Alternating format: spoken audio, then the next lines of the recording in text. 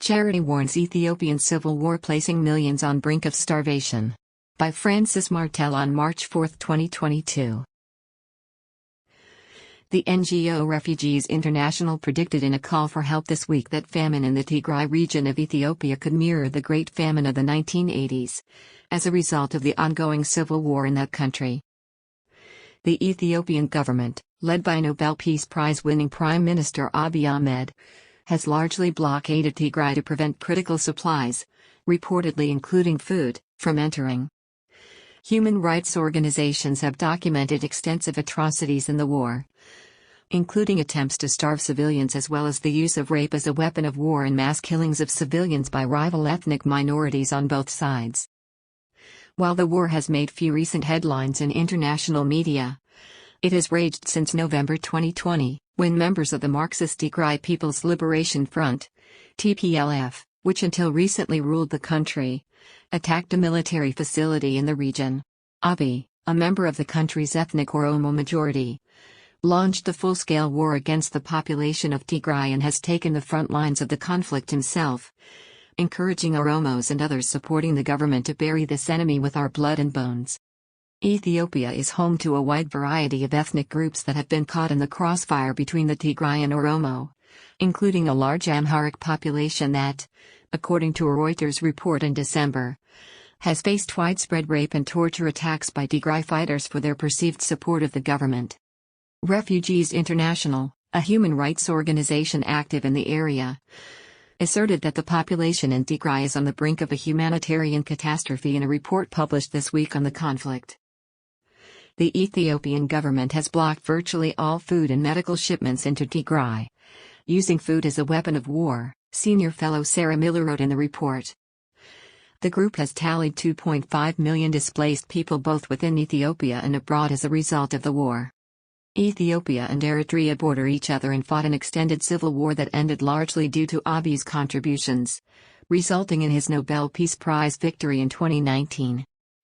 Displaced Eritreans in Ethiopia have now been caught up in the civil war, the organization noted. Refugees International predicted the blockade would lead to a historic crisis, with starvation deaths mounting each day and as many as 900,000 people in famine conditions. There are fears that the current situation in Ethiopia will mirror the Great Famine of the 1980s, where over 1 million people starved to death. The 1983-85 famine in Ethiopia affected over 7 million people, and various estimates list between 300,000 to 1 million people as having died from starvation. The population of the Tigray region was just over 7 million in 2020. The charity's report further notes, across 3 regions in Ethiopia, the UN now estimates some 9 million people need food assistance. An anonymous Catholic cleric told the Catholic news site Crux, "We have statements indicating that half of the population in Tigray will die of starvation by the end of this year. In a literal sense, yes, we think this is a direction things may take if things continue as they are." The warnings by the NGO and others echo those of the World Health Organization, which has encouraged Addis Ababa to allow United Nations aid into Tigray.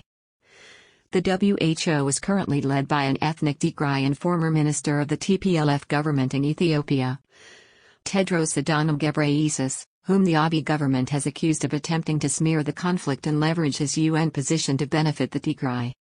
"We have approached the Prime Minister's office, we have approached the Foreign Ministry, we have approached all relevant sectors, but no permission," Tedros lamented in January. Humanitarian access even in conflict is the basics. Even in Syria, we have access, during the worst of conflicts in Syria. In Yemen, the same, we have access. We deliver medicine. Here, in Tigray, nothing, it's a complete blockade. Imagine a complete blockade of 7 million people for more than a year. And there is no food. There is no medication, no medicine. No electricity. No telecom. No media, Tedros detailed. In those remarks, Tedros noted that he was from Tigray, but dismissed his relationship to the region as coloring his views on the conflict. "But I am saying this without any bias. Nowhere in the world you will see a crisis like the one in the northern part of Ethiopia. Especially in Tigray, lack of medicine has direct impact and people are dying, but lack of food also kills. On top of that, daily drone attacks are killing people, he emphasized.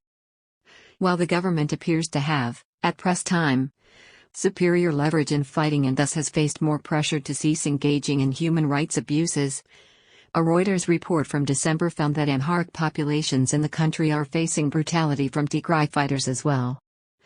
Reuters documented widespread gang rape of Amharic women in small population centers, often not directly by TPLF officials but by volunteers the TPLF encouraged to fight the government alongside it. Across Tigray in July, a Reuters journalist saw hundreds of young Tigrayans, males and females, joining the army.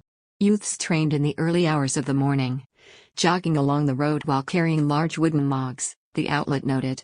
In the small town of Nebelet, newly recruited soldiers marched under heavy rain waving flags of Tigray. In one town, Reuters found 70 women testifying they were raped by TPLF-affiliated fighters.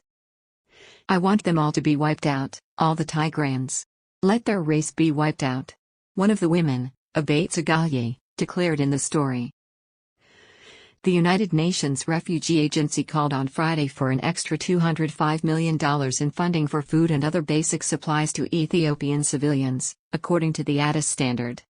Of the $205 million, $117 million will support the needs of Ethiopian IDPs, internally displaced persons, and Eritrean refugees in the Afar, Amhara, and Tigray regions of Ethiopia, while $72 million will help us support Ethiopian refugees in Sudan, the UN said, according to the newspaper.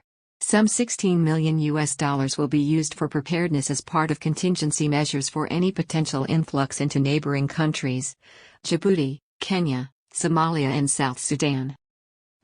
UN officials had claimed a month ago that Ethiopia was in a much better place to end the war, but those hopes have yet to materialize into relief for those affected. There is much more conversation and dialogue and talk around the national dialogue itself and the way to peace, UN Deputy Secretary General Amina Mohammed said following a visit to the Ethiopian capital in February.